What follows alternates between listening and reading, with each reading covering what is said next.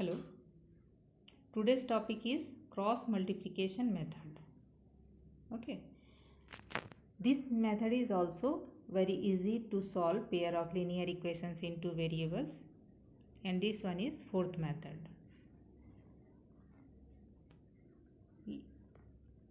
Let us consider the same question which we have taken for previous method.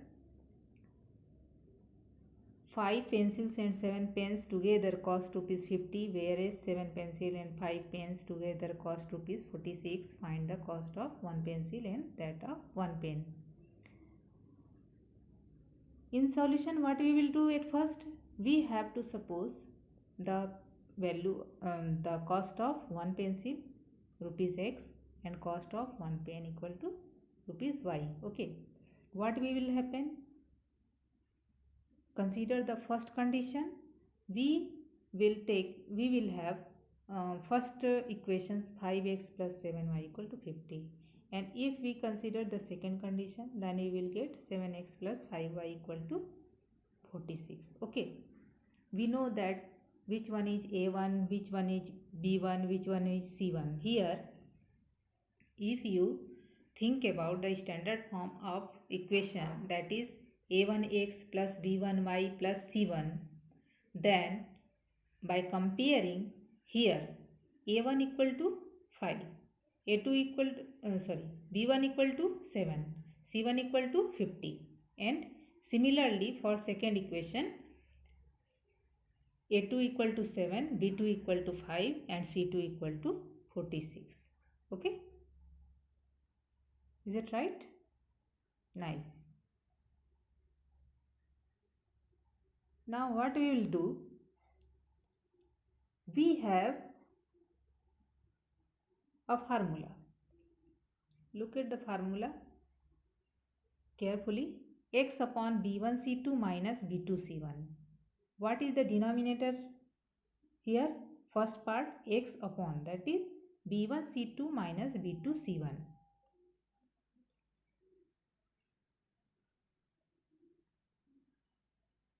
Why it is called cross multiplication method? b1 c2 minus b2 c1, right? In denominator of x, we have to put b1 c2 minus b2 c1. Okay, and second part equal to y upon c1 a2. The first part is ended with c1 and the second part is begins with c1. Okay, so c1 a2 minus c2 a1. Here also c1 a2 minus c2 a1. That's why it is called cross multiplication method. Okay, so c1 a2 minus c2 a1 equal to minus 1 upon the second part is ended with a1 and the third part will be started with a1. Okay, you have to think about it and you have to memorize also. This is cyclic also. If you remember it, you have to think about in your mind that in denominator of x part, it started with b. What is the coefficient of x? a1 and a2. We have to leave a1 a2 and start with b. So how many coefficients are here? b and c. Okay, start bc, b1 2 and then 2 1. Okay, b1 c2 minus b2 c1. There is no changes in bc, right? And what about the second part? Y upon c1 a2.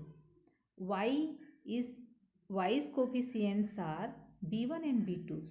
So after leaving b1 and b2, we have a1 a2 and c1 c2. Okay, we have to cross multiply them and start with c1.